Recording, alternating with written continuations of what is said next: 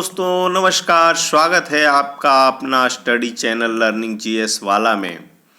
जय हिंद, जय भारत। दोस्तों, इस समय हम एनसीईआरटी क्लास 8 सिविक्स या पॉलिटी कहिए या राज्य व्यवस्था कहिए का सेशन चला रहे हैं, जिसमें अध्याय 1-2 कंप्लीट कर चुके हैं और हमारे चैनल पर देख सकते हैं। उससे पहले 6, 7, 8 का ज्योग्राफी, पूरी कॉन्स्टिट्यूशन और ज्योग्राफी से कुछ क्वेश्चन, हिस्ट्री, जैन धर्म, बौद्ध धर्म, बहुत सारे वीडियो पढ़ चुके हैं जो आपके जीएस के लिए काफ़ी महत्वपूर्ण वीडियो बनाए गए हैं।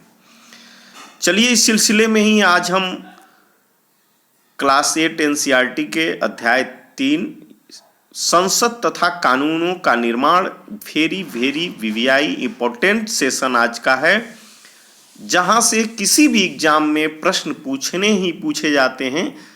तो बिना समय गंवाए चलिए शुरू करते हैं। संसद तथा कानूनों का निर्माण। हम भारतीयों को इस बात का गर्व है कि हम एक लोकतांत्रिक व्यवस्था का हिस्सा हैं। इस अध्याय में हम निर्णय प्रक्रिया में सहभागिता और लोकतांत्रिक सरकार के लिए नागरिकों की सहमति के महत्व जैसे विचारों के आपसी संबंधों को समझने की कोशिश करेंगे। यही ये तत्व हैं जो सम्मिलित रूप से भारत में एक लोकतांत्रिक व्यवस्था का निर्माण करते हैं। इस बात की सबसे अच्छी अभिव्यक्ति संसद के रूप में मिलती है। इस अध्याय में हम देखेंगे कि किस तरह हमारी संसद देश के नागरिकों को निर्णय प्रक्रिया में हिस्सा लेने और सरकार पर अंकुश रखने में मदद देती है। इसी आधार पर संसद भारतीय लोकतंत्र का सबसे महत्वपूर्ण प्रतीक और संविधान का केंद्रीय तत्व है। चलिए आगे चलते हैं। ठीक है, लोगों को फैसला क्यों लेना चाहिए? प्रश्न उठता है कि लोगों को फैसला क्यों लेना चाहिए। जैसा कि हम जानते हैं, भारत 15 अगस्त 1947 को आज़ाद हुआ। इस आज़ादी के लिए पूरे देश की जनता ने एक लंबा और मुश्किल संघर्ष चलाया था। इस संघर्ष में समाज के बहुत सारे तबकों की हिस्सेदारी थी। तरह तरह की पृष्ठभूमि के लोगों ने इसमें भाग लिया। वे स्वतंत्रता, समानता तथा निर्णय प्रक्रिया में हिस्सेदारी के विचारों से प्रेरित थे। औपनिवेशिक शासन के तहत लोग ब्रिटिश सरकार से भयभीत रहते थे। वे सरकार के बहुत सारे फैसलों से असहमत थे, लेकिन अगर वे इन फैसलों की आलोचना करते तो उन्हें भारी खतरों का सामना करना पड़ता था। स्वतंत्रता आंदोलन ने यह स्थिति बदल डाली। राष्ट्रवादी खुलेआम ब्रिटिश सरकार की आलोचना करने लगे और अपनी मांगे पेश करने लगे। 1885 में ही भारतीय राष्ट्रीय कांग्रेस ने मांग की कि विधायिका में निर्वाचित सदस्य होने चाहिए और उन्हें बजट पर चर्चा करने एवं प्रश्न पूछने का अधिकार मिलना चाहिए। यहां से देखिए, ये आपका एक वीवीआई लाइन है। भारतीय राष्ट्रीय कांग्रेस की स्थापना जैसा कि हम जानते हैं कि 1885 में हुआ था, मुंबई में हुआ था और इसके प्रथम राष्ट्रीय अध्यक्ष डब्ल्यू.सी. बनर्जी थे, व्योमेश चंद्र बनर्जी। और 1885 में ही भारतीय राष्ट्रीय कांग्रेस ने मांग की कि विधायिका में, आपसे डायरेक्ट प्रश्न यहां बनता है कि सरकार के कितने अंग, संसद सरकार के कितने अंग, तो 3 अंग, कार्यपालिका, विधायिका और न्यायपालिका। तो विधायिका में निर्वाचित सदस्य होने चाहिए। तो आपसे ये प्रश्न पूछा जाता है कि विधायिका में निर्वाचित सदस्य की बात भारतीय राष्ट्रीय कांग्रेस ने कब की थी? तो 1885 में की थी कि विधायिका के सदस्य जो हों वो निर्वाचित हों और उन्हें बजट पर चर्चा करने एवं प्रश्न पूछने का अधिकार मिलना चाहिए। जैसा कि अभी संसद में आप देखते होंगे, बजट पर चर्चा होता है और सदस्य प्रश्न पूछते हैं। तो ये बात जो है, बजट पर चर्चा करने और प्रश्न पूछने का अधिकार और विधायिका में निर्वाचन, यह 1885 में राष्ट्रीय कांग्रेस ने मांग की थी। चलिए आगे चलते हैं। 1909 में बने गवर्नमेंट ऑफ इंडिया एक्ट। एक प्रश्न यहाँ भी कि गवर्नमेंट ऑफ इंडिया एक्ट कब बनाई गई थी? तो 1909 में। तो 1909 में बने गवर्नमेंट ऑफ इंडिया एक्ट ने कुछ हद तक निर्वाचित प्रतिनिधित्व की व्यवस्था की मंजूरी दी। तो सर्वप्रथम ये प्रश्न बनता है यहां से कि सर्वप्रथम किस एक्ट में निर्वाचित प्रतिनिधित्व की व्यवस्था की मंजूरी मिली थी? तो 1909 के गवर्नमेंट ऑफ इंडिया एक्ट के तहत निर्वाचित प्रतिनिधित्व की व्यवस्था दी गई थी। वीवीआई क्वेश्चन है, यहां से प्रश्न बनता है कि निर्वाचित प्रतिनिधित्व की व्यवस्था किस एक्ट के तहत कब मिली थी? तो 1989 के गवर्नमेंट ऑफ इंडिया एक्ट के तहत। काफी आज का सेशन इंपॉर्टेंट है। हालांकि ब्रिटिश सरकार के अंतर्गत बनाई गई ये शुरुआती विधायिकाएं राष्ट्रवादियों के बढ़ते जा रहे दबाव के कारण ही बनी थी, लेकिन इनमें भी सभी वयस्कों को न वोट डालने का अधिकार दिया गया था और न ही आम लोग निर्णय प्रक्रिया में हिस्सा ले सकते थे। जैसे कि आपने पहले अध्याय में पढ़ा था, औपनिवेशिक शासन के अनुभव और स्वतंत्रता संघर्ष में तरह तरह के लोगों की हिस्सेदारी के आधार पर राष्ट्रवादियों को विश्वास हो गया था कि स्वतंत्र भारत में सभी लोग अपने जीवन को प्रभावित करने वाले फैसलों में हिस्सा लेने की क्षमता रखते हैं। स्वतंत्रता मिलने पर हम एक स्वतंत्र देश के नागरिक बनने वाले थे, लेकिन इसका यह मतलब नहीं था कि सरकार जो चाहे कर सकती है। इसका मतलब यह था कि अब सरकार को लोगों की जरूरतों और मांगों के प्रति संवेदनशील रहना होगा। स्वतंत्रता संघर्ष के सपनों और आकांक्षाओं ने स्वतंत्र भारत के संविधान में ठोस रूप ग्रहण किया। इस संविधान ने सार्वभौमिक वयस्क मताधिकार के सिद्धांत को अपनाया। सार्वभौमिक वयस्क मताधिकार का मतलब है कि देश के सभी वयस्क नागरिकों को वोट देने का अधिकार है। तो आपसे प्रश्न पूछता है कि सार्वभौमिक वयस्क मताधिकार का अर्थ क्या होगा? तो देश के सभी वयस्क नागरिकों को वोट देने का अधिकार। चलिए एक यहाँ फैक्ट है, कुछ देख लेते हैं। यहाँ देखिए एक चित्र दिया गया है, बूढ़े दादाजी हैं, ये इलेक्ट्रॉनिक वोटिंग मशीन है, इसी के बारे में बताया गया है। इस चित्र में एक मतदाता इलेक्ट्रॉनिक वोटिंग मशीन ईवीएम के इस्तेमाल की विधि पढ़ रहा है। 2004 के आम चुनाव में पहली बार पूरे देश में ईवीएम का इस्तेमाल किया गया था।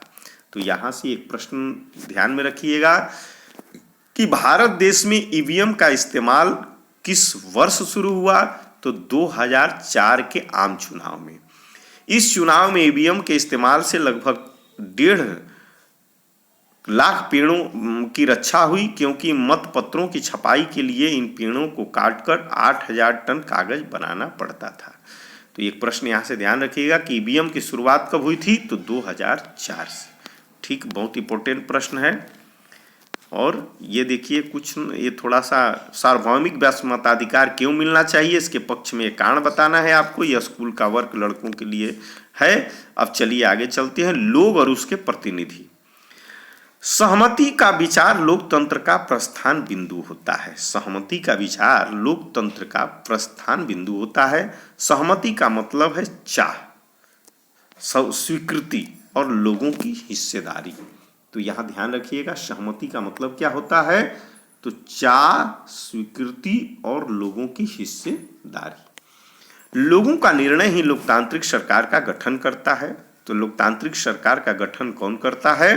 तो लोगों का निर्णय, जो वयस्क मताधिकार के तहत मिलता है और उसके कामकाज के बारे में फैसला देता है। इस तरह के लोकतंत्र के पीछे मूल सोच यह होती है कि व्यक्ति या नागरिक ही सबसे महत्वपूर्ण है। कौन महत्वपूर्ण है लोकतंत्र में? तो व्यक्ति या नागरिक, हम भारत के लोग। और सैद्धांतिक स्तर पर सरकार एवं अन्य सार्वजनिक संस्थानों में इन नागरिकों की आस्था होनी चाहिए। जैसे मौलिक सिद्धांत, मूल कर्तव्यों में नागरिकों को आस्था होनी चाहिए। व्यक्ति सरकार को अपनी मंजूरी कैसे देता है? जैसे कि आपने पढ़ा है, मंजूरी देने का एक तरीका चुनाव है। तो मंजूरी कैसे देता है सरकार को? तो चुनाव के माध्यम से। लोग संसद के लिए अपने प्रतिनिधियों का चुनाव करते हैं। लोग किसके लिए अपने प्रतिनिधि का चुनाव करते हैं? तो संसद सदस्य बनाने के लिए या विधानसभा मेंबर बनाने के लिए। इन्हें निर्वाचित प्रतिनिधियों में से एक समूह सरकार बनाता है। इन्हीं निर्वाचित प्रतिनिधि जो होते हैं उसमें से समूह सरकार बनाता है। जनता द्वारा चुने गए सभी प्रतिनिधियों के इस समूह को ही संसद कहा जाता है। तो संसद किसे कहा जाता है? तो जनता द्वारा चुने हुए सभी प्रतिनिधियों के समूह को।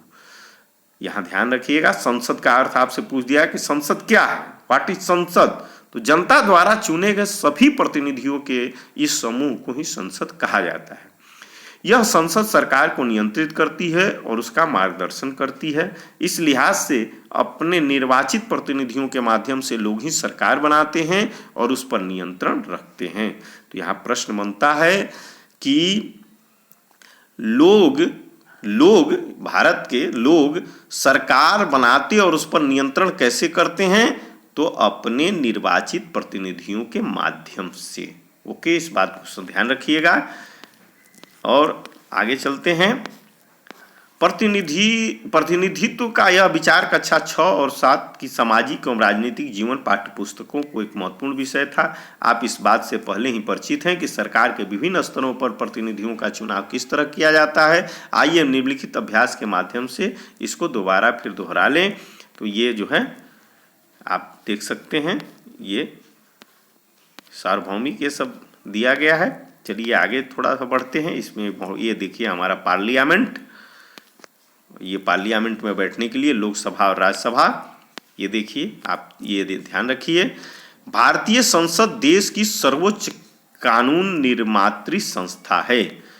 तो देश की सर्वोच्च कानून निर्मात्री संस्था कौन है? ध्यान रखिएगा, संसद। यहाँ से प्रश्न बनता है। संसद के 2 सदन होते हैं, राज्यसभा और लोकसभा। राज्यसभा और लोकसभा। राज्यसभा में कुल 245 सदस्य होते हैं। तो आपसे यहां से डायरेक्ट क्वेश्चन पूछा जाता है कि राज्यसभा में कुल कितने मेंबर हैं? तो 245 सदस्य होते हैं। और देश के उपराष्ट्रपति राज्यसभा का सभापति होता है। तो राज्यसभा का सभापति कौन होते हैं? तो उपराष्ट्रपति। और लोकसभा में कुल 545 सदस्य होते हैं। इसकी अध्यक्षता कौन करता है? तो लोकसभा अध्यक्ष करते हैं। तो ये तीनों लाइन काफी महत्वपूर्ण है कि सर्वोच्च कानून निर्मात्री संस्था संसद, इसके 2 सदन राज्यसभा और लोकसभा। राज्यसभा के 245 सदस्य होते हैं और उपराष्ट्रपति इसके सभापति होते हैं, जबकि लोकसभा के 545 मेंबर होते हैं और इसकी अध्यक्षता लोकसभा अध्यक्ष करते हैं। अब संसद की भूमिका। आजादी के बाद गठित की गई भारतीय संसद लोकतंत्र के सिद्धांतों में भारतीय जनता का आस्था का प्रतीक है। ये सिद्धांत है निर्णय प्रक्रिया में जनता की हिस्सेदारी और सहमति पर आधारित शासन। तो ये ध्यान रखिएगा इस लाइन को कि ये सिद्धांत क्या है? तो निर्णय प्रक्रिया में जनता की हिस्सेदारी और सहमति पर आधारित शासन। हमारी व्यवस्था में संसद के पास महत्वपूर्ण शक्तियां हैं क्योंकि यह जनता का प्रतिनिधित्व करती है। संसद किसका प्रतिनिधित्व करती है? पूछ दिया जाए कि संसद किसका प्रतिनिधित्व करती है? जनता का, सरकार का। तो इस ध्यान रखिएगा 4 ऑप्शन बनाया जाता है। जनता का प्रतिनिधित्व करती है। लोकसभा के लिए भी उसी तरह चुनाव होते हैं जिस तरह राज्य विधानसभा के लिए चुनाव होते हैं। आमतौर पर लोकसभा के लिए हर 5 साल में चुनाव कराए जाते हैं। तो लोकसभा का चुनाव कब होता है? हर 5 साल में। जैसा कि पृष्ठ संख्या 41 पर दिए गए नक्शे में दिखाया गया है, देश को बहुत सारे निर्वाचन क्षेत्रों में बांटा गया है। प्रत्येक निर्वाचन क्षेत्र से एक व्यक्ति को संसद में भेजा जाता है। चुनाव लड़ने वाले उम्मीदवार आमतौर पर विभिन्न राजनीतिक दल के सदस्य होते हैं। ठीक है, तो आगे चलते हैं।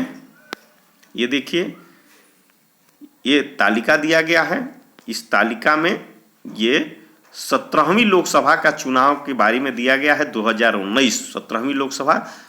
अभी ये प्रश्न ये भी पूछता है कि 2019 का जो लोकसभा का चुनाव हुआ वो कौन सा था? तो 17वीं लोकसभा थी। याद रखिएगा 17वीं।